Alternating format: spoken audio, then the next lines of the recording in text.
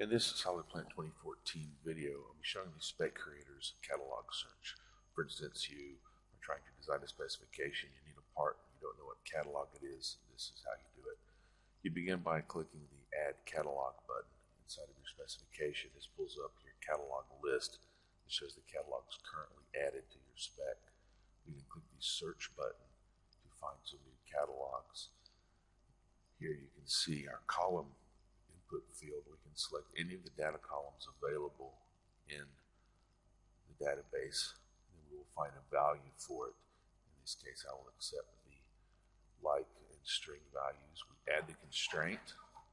You can see Spec Creator has found in the Mueller catalog a strainer with the value Y-strain in the class name field.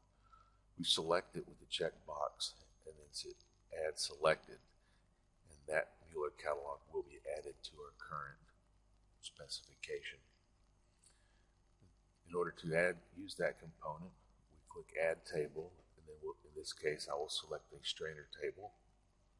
Then I simply select my sizes, my ratings as I need for my component, and I will find my class name, and there is my Y strainer, and there's my preview.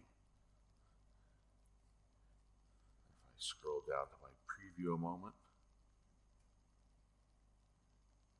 you'll see that my end condition, I have two different types here in these. I have a flange and two butt weld ones. I want the flanged one, so we simply select that in our drop list, and now we have one nice 6-inch Y strainer.